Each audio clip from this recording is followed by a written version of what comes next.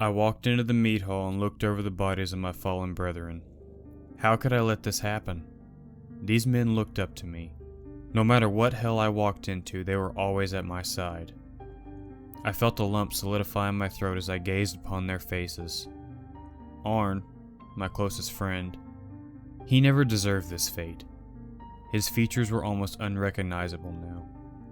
The only reason I knew it was him was the scar he received when we botched a sacrifice to Odin and his children. He missed the sheep and stabbed his own hand, leaving a fairly nasty scar. Null, a mountain of a man, could never fit in these doors very easily. It seemed as if he were made of stone and could make any man wonder if they were fighting Thor himself. He never deserved being cut down as if he were a massive tree. Yrsa, my queen, my wife. She was the most beautiful creature that the gods had ever designed, from her glowing blonde hair to her smooth skin.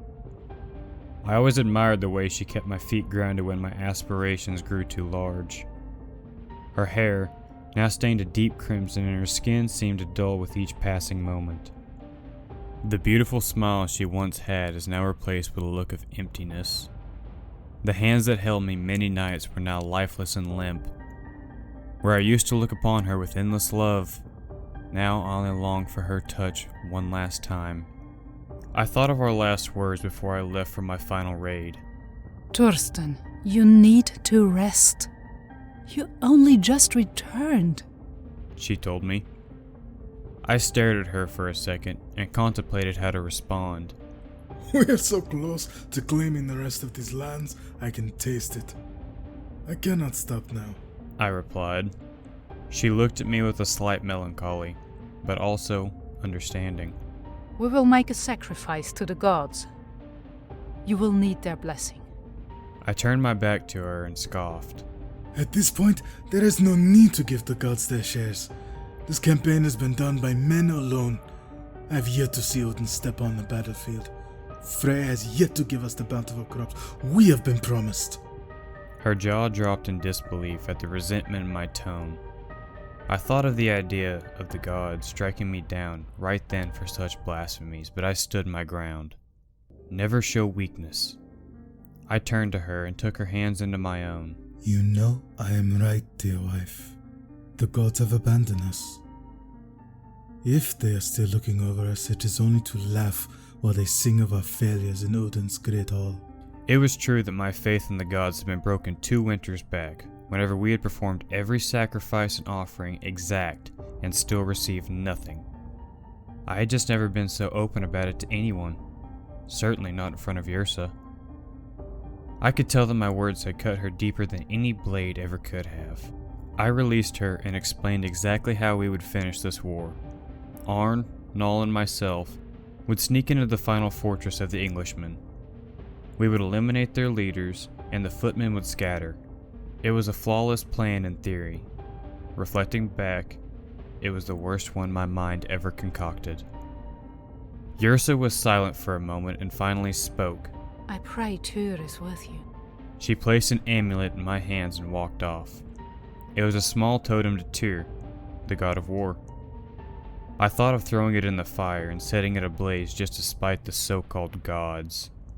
I put it around my neck, however, not to support the gods, but to carry my love's spirit with me into battle.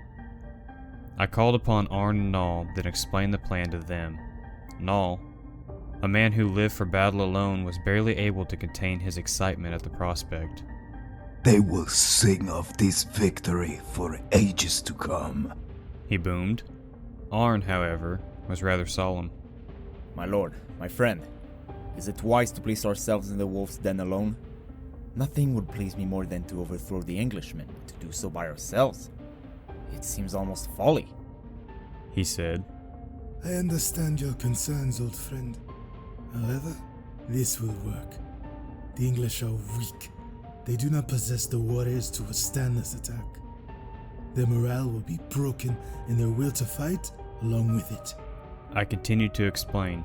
Before too long, the prospect of such a glorious victory had steeled Arn's resolve, and he agreed to join my cause. As soon as the festivities of our last victory had died down, we 3 slipped out of the meat hall. Equipped with the essentials, we made out for the longships. Our voyage would only take a day, maybe two with our small crew. As we made land, we dropped the mast to try concealing it as best we could. The fort was only 1 to 2 leagues away from our landing. We arrived at dusk, and we could see the Englishmen were fewer than we expected. At the height of the moon, we strike, I whispered. Both men nodded in agreement. A few hours later, the moon was in full view and illuminating the fort in its eerie glow. We made our way to a large breach in the wall made from our last attack 3 months ago. They didn't have the resources or the men to repair the opening. We had noticed a handful of guards in the outer walls, but they were easy enough to slip past, even with Null in tow. We knew their leader would be in the largest building. Englishmen were easily predictable. The fort was quite large, but appeared to be devoid of life. Small fires glowed in the distance where men huddled to try and keep warm. They were of no consequence and were too cold to pay us any mind. Soon we found ourselves at the front entrance of the bailey, a large tower with English banners hanging from either side of it as if to give the illusion of power. We walked up the tower for what felt like hours, our adrenaline rising with each step. Once at the top, we found the door was already open. A candle flickered light into the passage. We could see the leader of the English vanguard seated at a desk scrawling on a piece of parchment with an elegant feather. I pulled one of the axes from my belt slowly and creeped quietly towards my objective. His shadow danced across the room, with each slight breeze throwing it into a mania as the flame threatened to extinguish. I approached the man, axe in hand, and raised my blade high. I brought it down with enough force that Thor himself would have been proud, if he existed. My blade lodged itself in his neck, only stopping once it met bone. He toppled over, grasping at the wound, trying to staunch the bleeding. A fruitless effort, but Englishmen don't embrace death the way we do. Arn and Null entered the room and stood with me.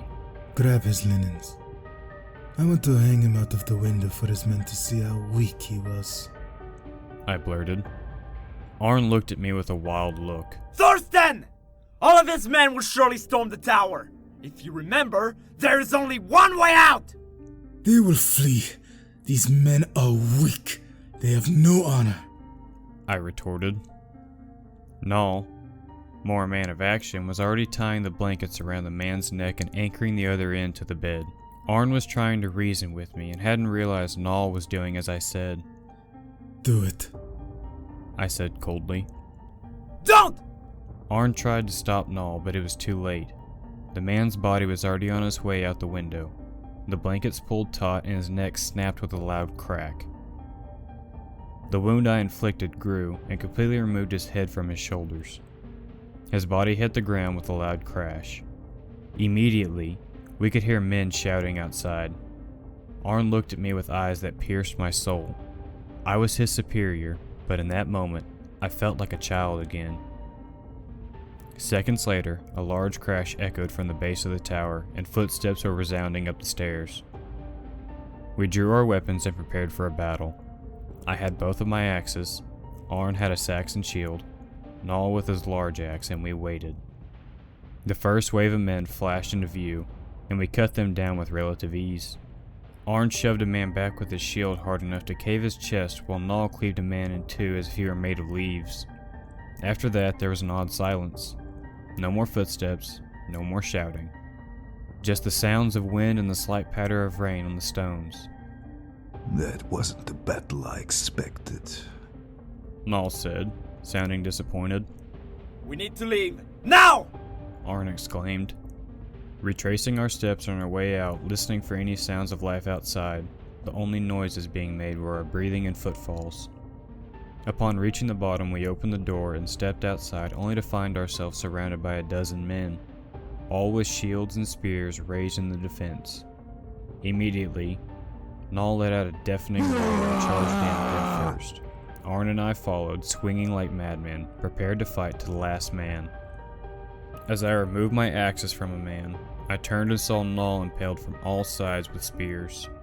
Arn was worse off. 4 Englishmen were stabbing him in his chest and face from all angles. At the sight of Arn, Null let out another blood-chilling bellow, snapping the spearheads off inside of him. He began beating the men around him to death with his bare fists. He swooped in as if he were a raven after a battle, grabbing Arn and sprinting back to our landing. I followed behind him, fending off all that were on our trail. Upon reaching the ship, Null set Arn inside and aided me in pushing it back into the water. Raising the mast, we were on our way back home. The trip would take longer this time, since Arn was no longer with us, and Null was in and out of consciousness. Around the third day, we were only halfway back when Null grabbed me. My Jarl, I will never see our home again. Odin calls to me. His Valkyries are here. Valhalla awaits, He said weakly. After saying this, his gaze went to the sky. With a smile on his face, he passed from this life to the next. The gods were never with us, my friend. I said softly as I closed his eyes. Another 3 days went by and we finally arrived at our settlement, only to find it in ashes. I rammed the ship onto the beach at full force, disembarking before it struck land. The only building still standing was the mead hall, which seemed untouched. I sprinted up to the doors and barged through them. The sight I beheld will haunt me until the end of time.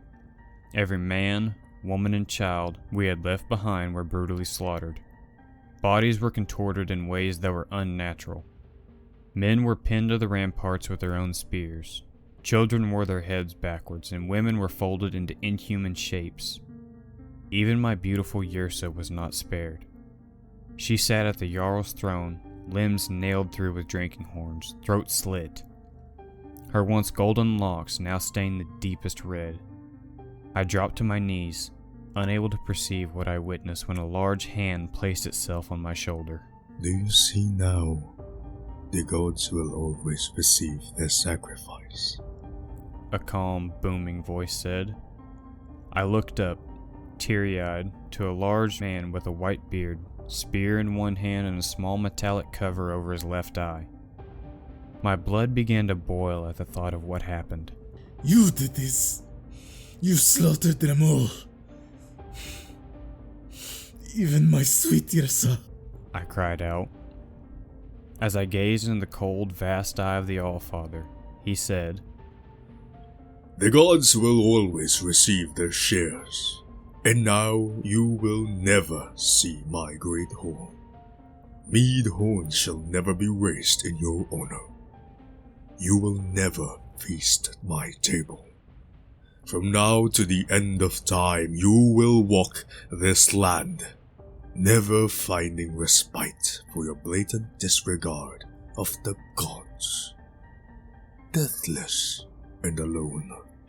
He walked in front of me, taking his spear and cutting out my left eye, said, From this day henceforth, you will forever be known as Thorsten the Everlasting.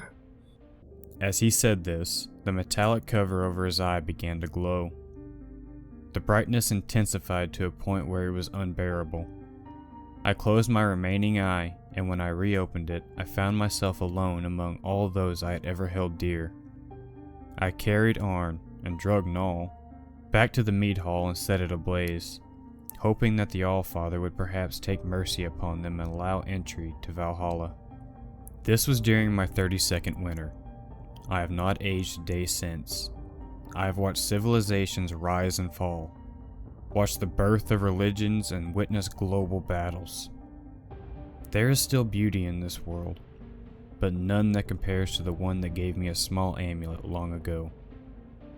I truly am alone in this new world. I've tried to test the power of Odin by attempting to take my own life on numerous occasions. Blades, flame, even an invention that seemed magical at one point. I believe it was called a gun. I watch now as the world evolves. Metal towers pierce the sky. People communicating across the vast seas in a matter of moments.